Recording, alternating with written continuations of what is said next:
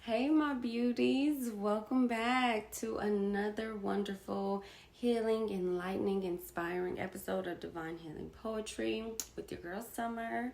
How's everyone's week been? We had a full moon on, the 27th? And I know the energy was intense. I had to get all of my crystals out, put them in the moonlight to recharge. When I say I went around here saging, I saged everyone, even the cat, y'all. Leo got a cleansing too. I saged, I lit my incense, I had some high frequency music playing, and I was just really honing in on my energy and what I wanted to manifest, what I'm focusing on. And y'all, when I don't know if you guys follow my Instagram, but you should be so you don't miss out on anything. It's sommerchambliss.ap. I had a moment in the shower, y'all. I was so deep in my meditation. I started freestyling. So, okay, that's like a hidden talent of mine. I've always freestyled, right? And it was always just playing around, but sometimes it was like, oh, hold on, that's like a whole bar. So I was in the shower and I was like in a trance with my meditation. I just started freestyling a whole poem. And the energy was so intense. It was so strong, you guys, that I stopped. I caught myself because it was so intense. And I was like, why am I not recording this? What am I doing? Because I want to share it with you guys. That was the first thing I thought, I should be recording this so I could share it because it was powerful. So I grabbed my phone. I tried to jot down in my notes what I could remember. It was not the same. And I think now moving forward, when I am meditating like that, because you can meditate all different kind of ways, right? You can just meditate in silence to calm and soothe your mind, to soothe your emotions. But this one was like a manifestation, a declaration that I was setting for myself. And it was just so, when I'm meditating like that, y'all, I'm going to record it because I'm not going to let another moment like that pass by. I'm not going to miss that. It was so dope. But I hope you guys all watched the last episode, Self-Destruction. That one was very, very powerful because when being abused, your mind is your worst enemy, especially when you're being abused by a narcissistic person, because the mental abuse is what torments you. It's what really affects you, and your own thoughts become your worst enemy. And so changing your way of thinking, when you have to change your way of thinking, especially when it's always been negative, especially when it comes to your own self, changing those negative thoughts to a positive one, it's hard to believe at first because you're like, what? This is not the person that I know. This is not what I've always, been taught about myself. This is not, no. And so believing it is hard. But the more you tell yourself, the more you begin to believe it, the more you begin to sit in it and ground yourself in those positive thoughts. And so that was very powerful. It was very, very moving. And so today, y'all know I always gotta exhale.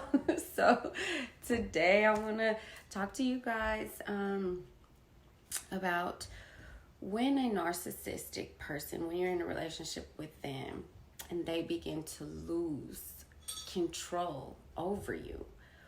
Whoo-wee, this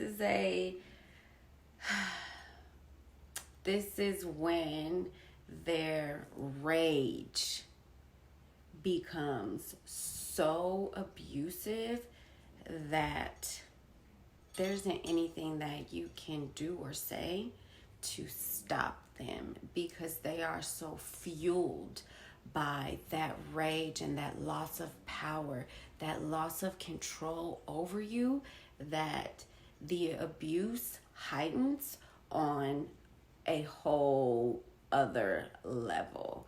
And this is when it can be dangerous. When I first left my children's dad, right, I knew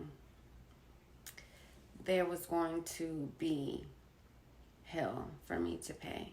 I knew it, because if being with him at any time I, mentioned that he was mistreating me, or I didn't like this, it was just an argument, and it was always just him projecting onto me. And I would always say, in those moments when I'm ever making you feel that way, address it right then and there. Don't address it when I'm addressing you.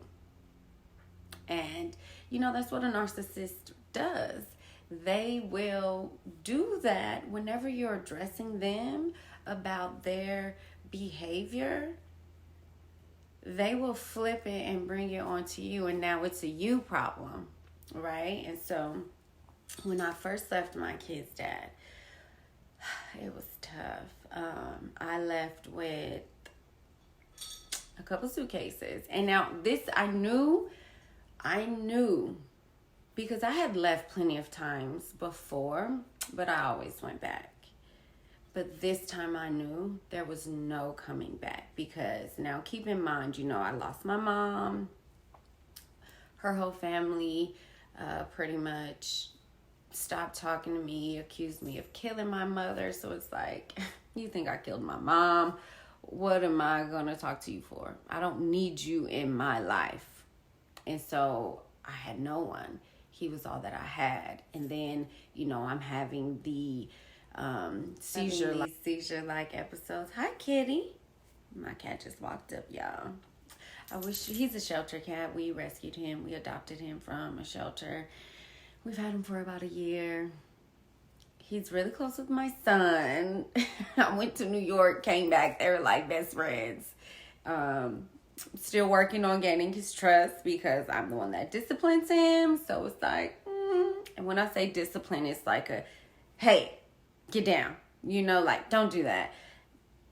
We're still working on our building trust. But anyways, smooth little pivot. But now I'm going to pivot back. So my mom died. Didn't have any family. And, I'm having these episodes that mimic seizures. And still just being treated like shit. Like, how can you treat someone like shit when they're having an episode, when their body is telling them, no more talking, no more moving, sit down. I'm taking control. You can't move anymore. It was like my brain was in control of me. I wasn't in control of my brain anymore. And so it's like I'm dealing with all these things, but where's my support system? Where is the person that claims to love me? Where are you? Where is your comfort? Where's your compassion? Where's your love? Where's your empathy? And I'm just realizing there isn't. He doesn't have that for me. And I just couldn't take it anymore.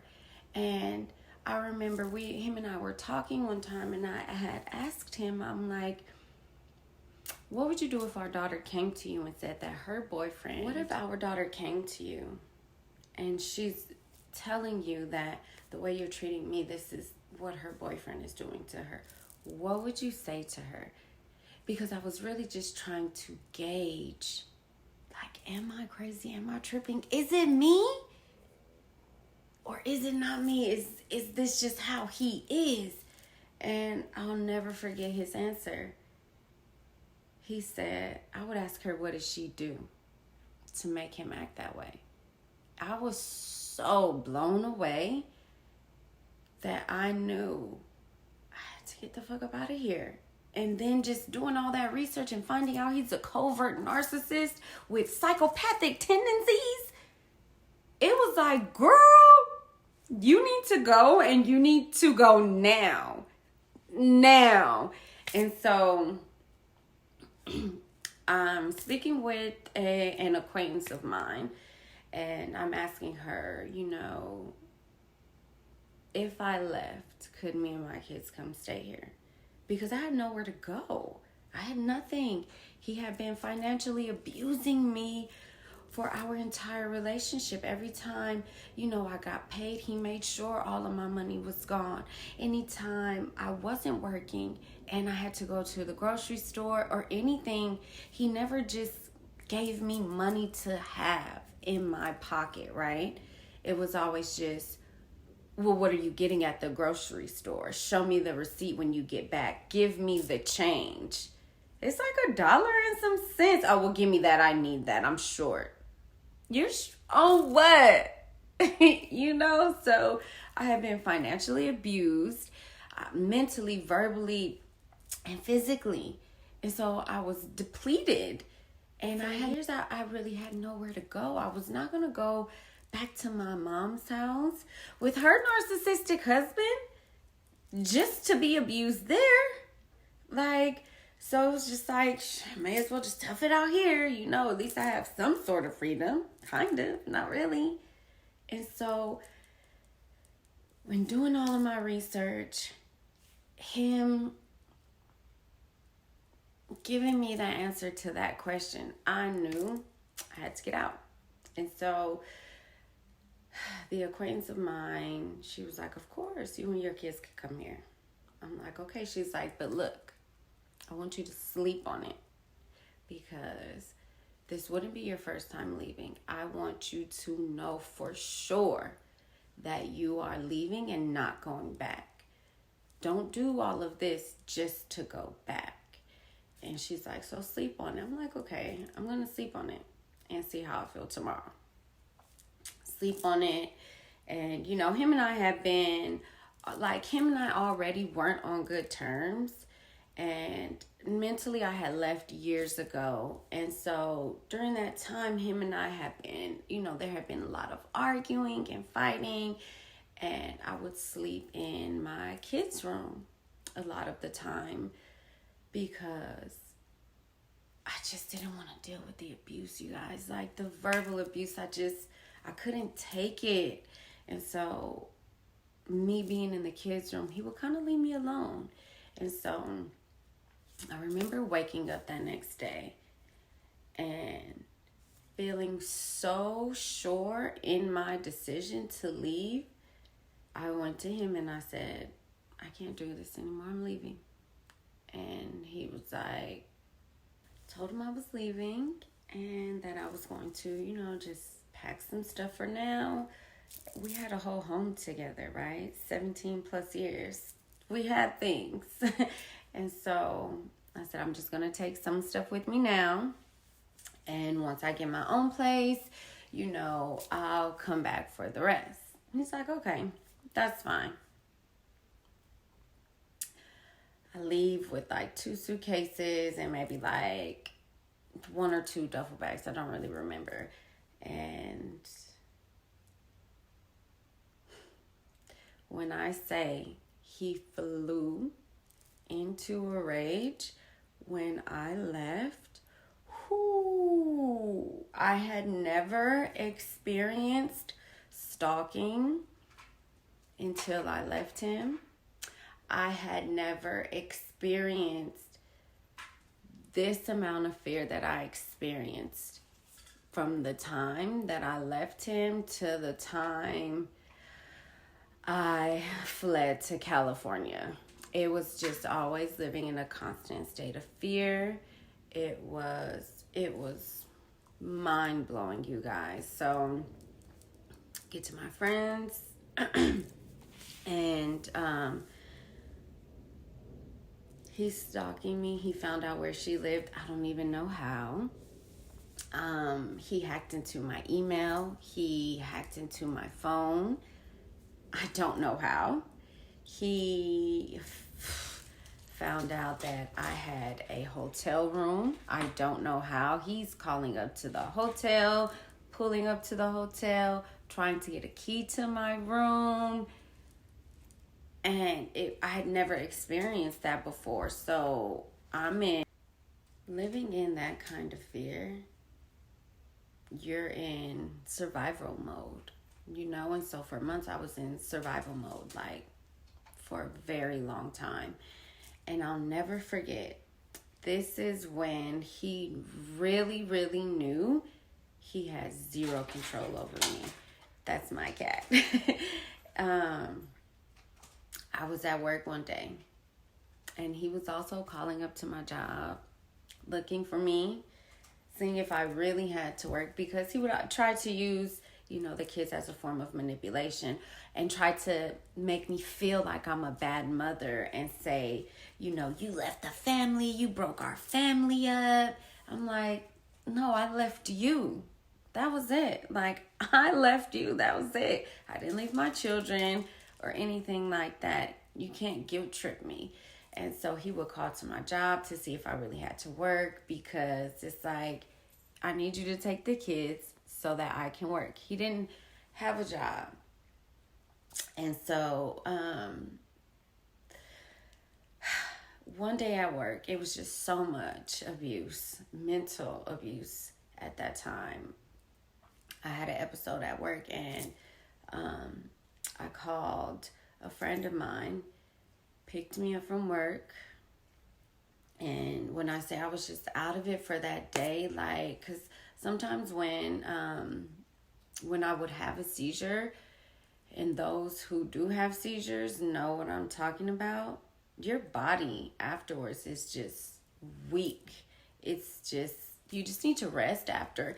And so I think I slept like the whole day. Maybe woke up here and there to use the bathroom, but that was it. And I wake up the next morning, and just like a barrage of messages just threatening me, saying all kind of stuff. So many phone calls telling me, you lying ass bitch, you weren't at work. I called up there. It's like, what?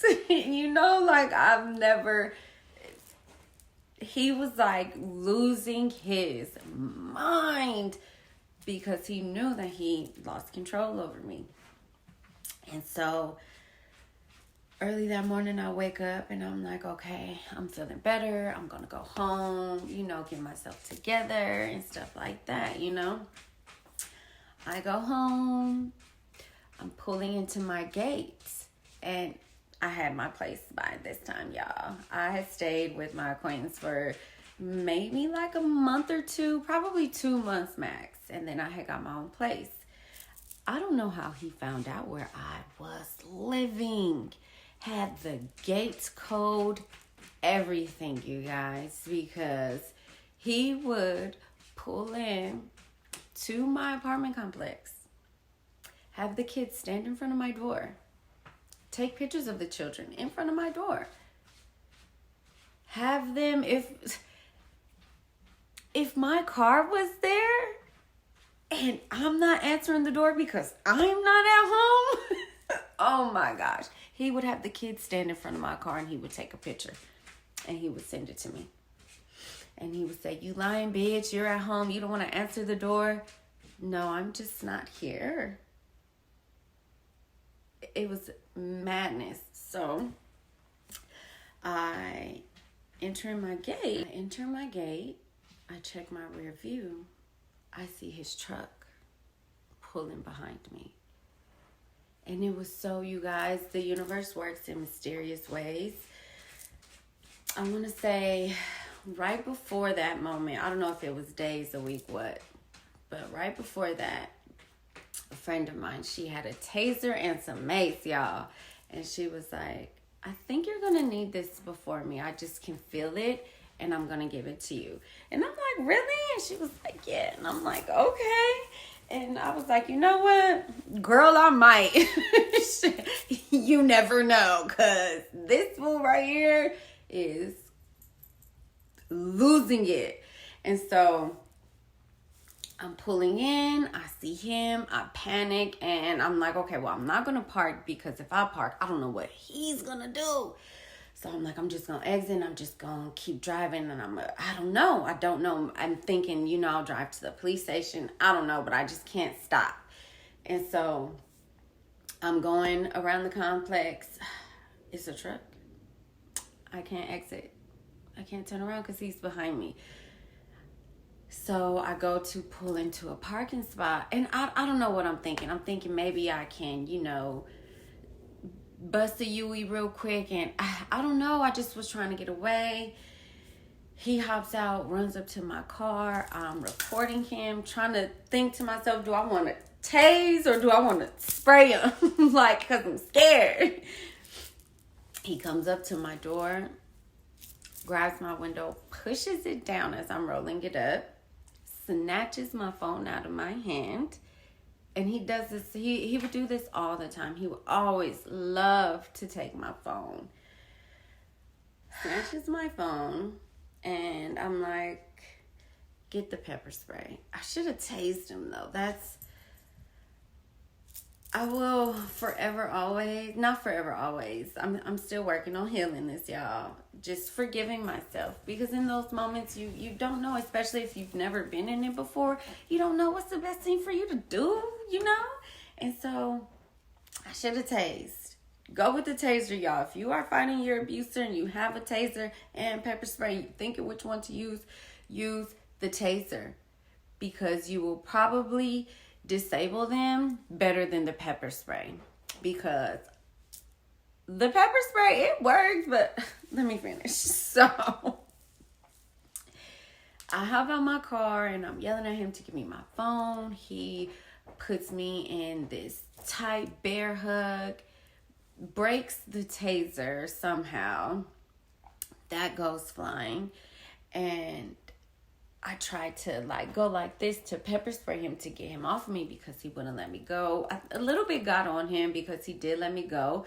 And now he's, of course, in true narcissistic fashion. He's, oh, I can't believe you sprayed me. I can't believe you sprayed me. That's weird. Can't believe you're stalking me and you followed me into my apartment, and now you are assaulting me, and now I pepper spray you, and whoa. No. So he hops in his truck, and he had a SUV at the time. And so I see the kids in the car, and I'm like, you have the children with you? Like, what? You're doing all of this in front of the kids. The kids are in there screaming, begging him to stop, asking him why didn't he just take them to school, asking him, why didn't you just take us to school? We don't want to be here. Stop, leave mom alone. Madness.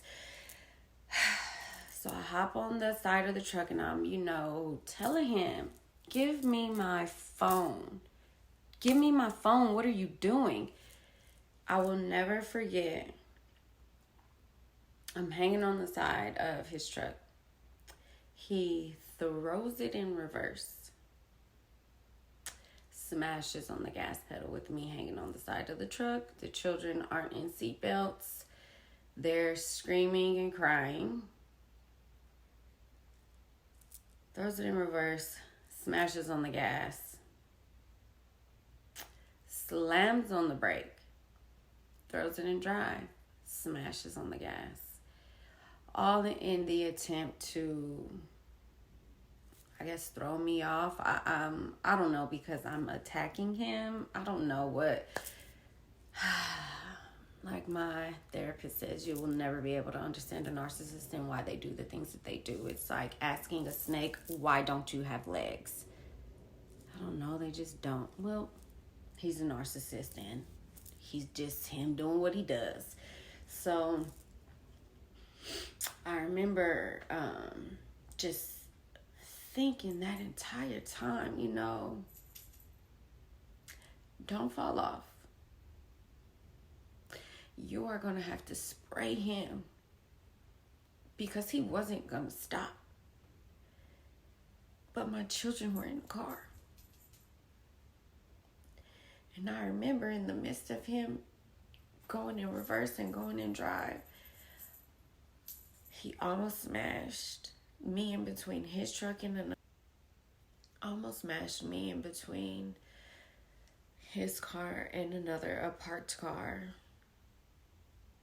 And then I almost fell off. And I'm just thinking to myself, like, girl, hold on. Don't fall off. And you're going to have to spray him so on point so that you don't hit your kids in the back seat. Because that's the only way you're going to get him to stop. So while he's doing all that, I'm just like hanging on to the door with my left arm. And I had the pepper spray in my right hand. And I was just so focused on spray him dead ass in his face. And I did. Sprayed him dead ass in his face until he stopped. As soon as he stopped, I snatched my phone. I told my kids to get out of the car. And we ran inside my place. And I called the police. And now even still, because when you're being abused by a narcissistic person, mentally you've been brainwashed. And so even within that moment,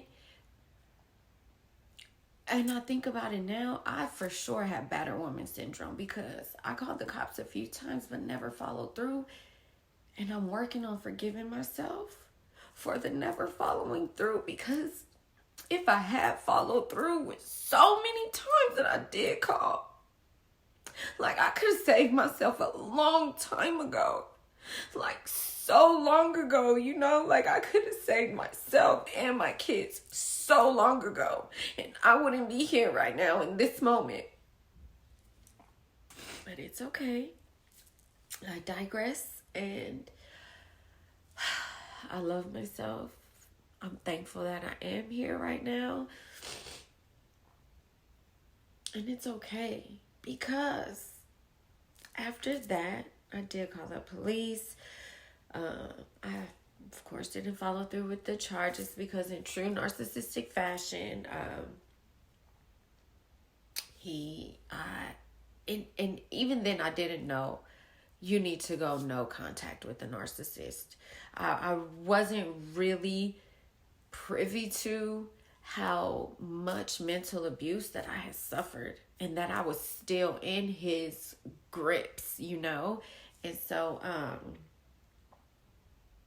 still talking.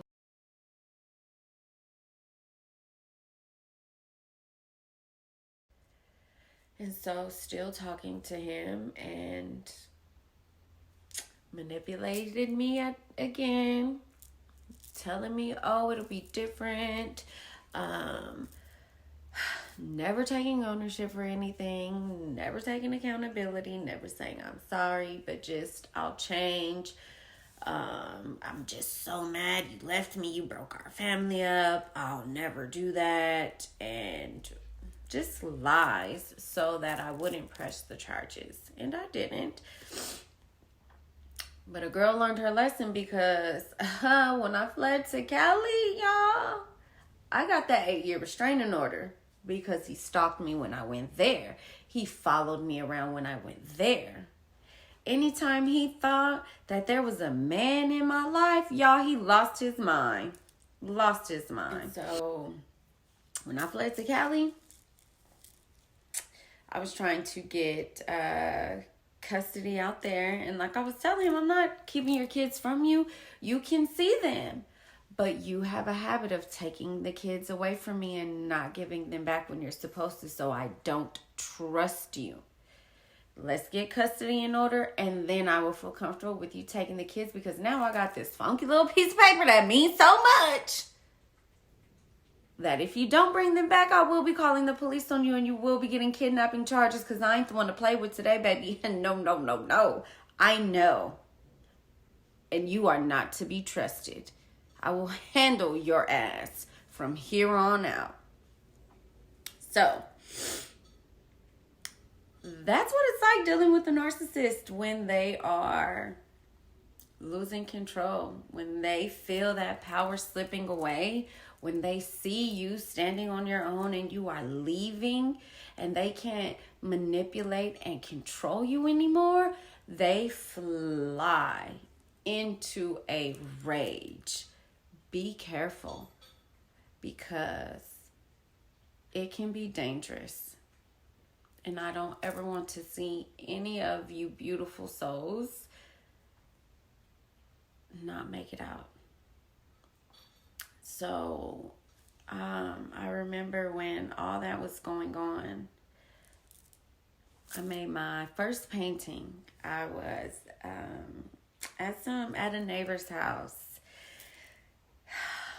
These lovely ladies, and one of them, she was like, "You want to paint?" I'm like, "What?" "I don't know." I'm like, "Sure, I don't know how."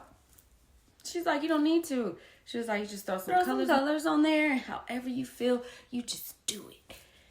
And I was like, "Okay, let's do it, because I'm going through so much right now. Like, I can't take it." And she was like, "I know." She was like, "So let's just paint." That was my first piece, y'all. I'm going to show y'all, okay?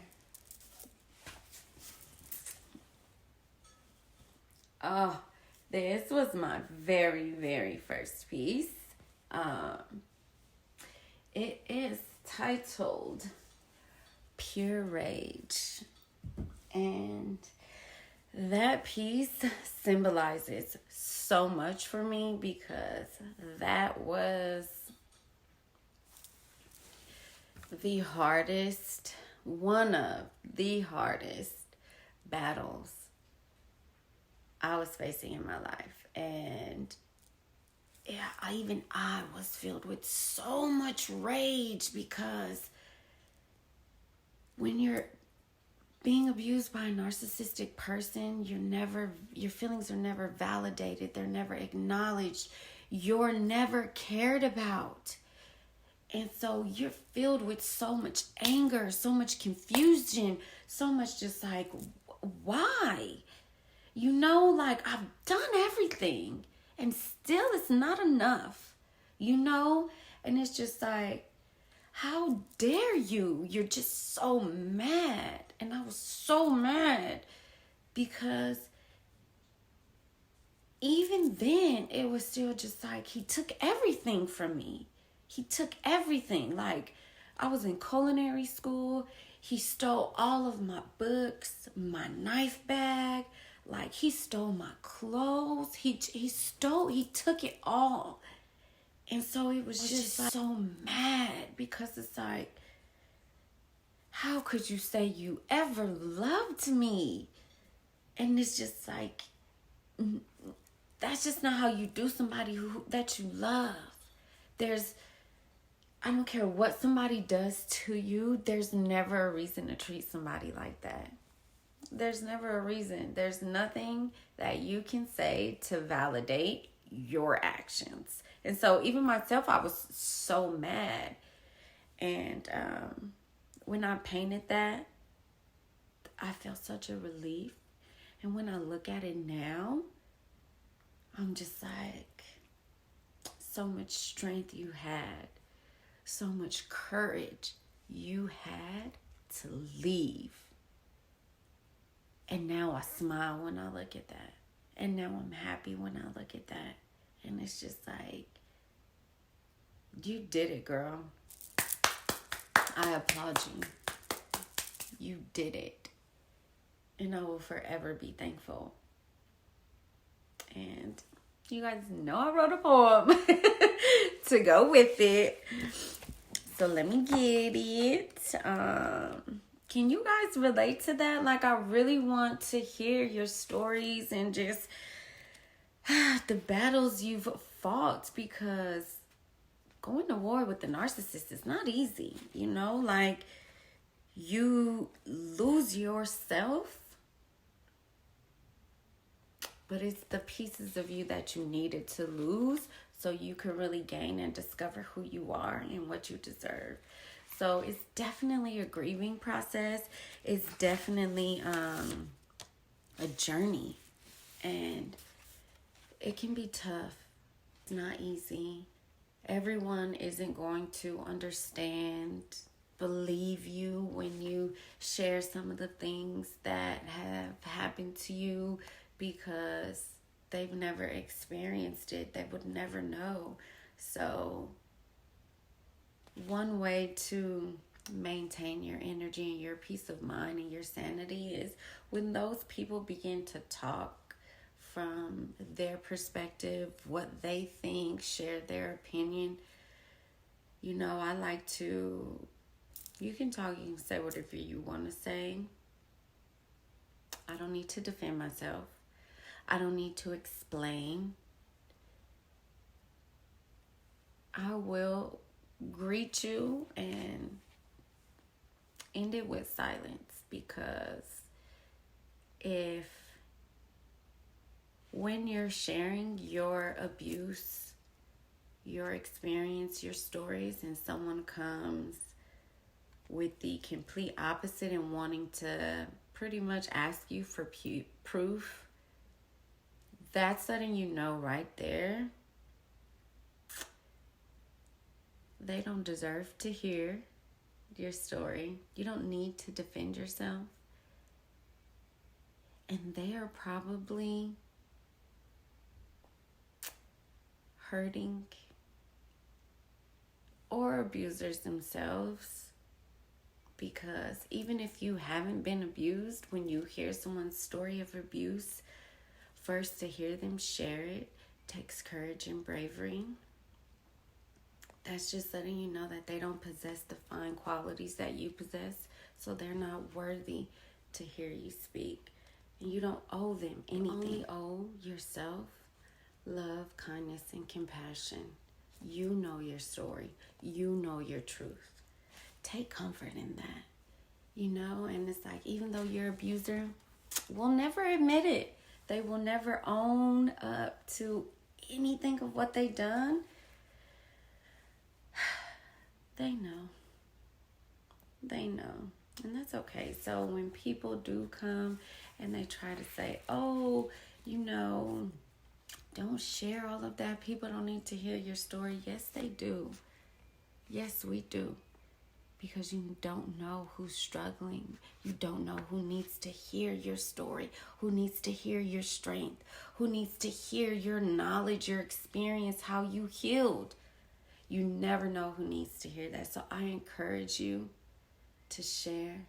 I encourage you to keep doing what you're doing, because you never know who you're touching.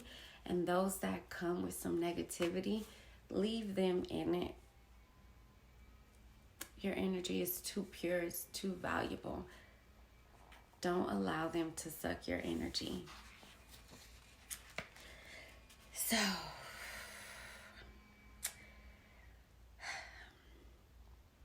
let's dive into the poem.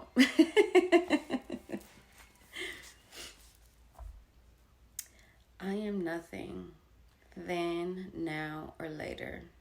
Unlovable, old maid, stupid, won't be anything. Shit, I am nothing, then, now, or later. Ugly face, ugly body, and ugly voice. Struggling because I believe I'm nothing. Never will I amount to anything. Isn't that what they say? They're always right, is what I thought. Forever I know. I'm no good, I told you. Now, then, or later. Thoughts of the abused. How many of you can relate to that? You know, if you've ever been abused, any type of abused, how many of you can relate to your thoughts being your own worst enemy? How many of you can relate to the constant criticism of your own self, the constant putting yourself down, the constant not loving you, not seeing your value? Because that's what they want. They want you to be so defeated within your own self that you will never leave. But I tell you today, and I will tell you every day, you are worthy. You deserve more. You are lovable. You are amazing. You're beautiful, your face, body, and your voice. You are a bright light meant to shine for the world to see. You are everything. What they said you wouldn't be, y'all. I'm starting to get into it. I could feel it. When I get like this, this is when I get to freestyling. I can feel it. But you are those amazing things. You are. You have to tell yourself. And I know it's hard. I know it's uncomfortable in the very beginning. But the more you do it, the more you feel like this is right. The more you believe it, the more you know it, the more you are it. Step out of your comfort zone. Change the way you think about things. Catch yourself when you're speaking negatively in your mind regarding you. You matter. You are lovable. You are a divine goddess filled with love, light, and compassion for everyone to see. Maybe not be a part of because they don't deserve it, but they're going to see it, and that's fine. So I want to end this always on a high note, on pouring into ourselves, feeding us with love and positivity, and, just reaffirming those positive affirmations within ourselves, because you have to give that to yourself. You are responsible for you. You are responsible for your own happiness. All of these outside sources, it's empty. Fill yourself. So let's put our hands on our hearts. Let's tell the universe we are ready to receive the light, love, prosperity, and abundance of wealth. We are ready to receive. I am amazing. I am beautiful. I am loving. I am worthy. I am a bright light filled with love, light, compassion, and abundance of prosperity. I am all of these great things that the darkness wishes it could be. Shine so bright that the darkness puts on glasses because it's affected by your light. Speak with love. Speak with compassion. Speak with the embodiment of the divine goddess that you are. You are loving. You are great. You are sent here for a higher purpose. You operate on a higher frequency. Don't allow anyone to invade your thoughts. Your thoughts are yours and yours alone. I am amazing. I am beautiful. Everyone wants to hear me speak, but only those worthy enough get the opportunity to divulge in my knowledge and my wisdom and my greatness. I am love. I am light. I am beauty. I am a creator of life. I am a master of my destiny, of my future. I carve my path in this world. I love me. I am grateful for me. I am thankful. I appreciate me. I am wonderful.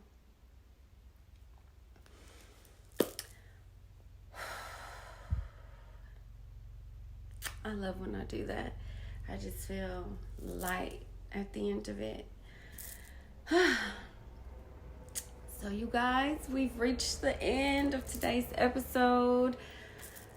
I hope you all find some peace in your day, some peace in your life, and hold on to that. Fight for that.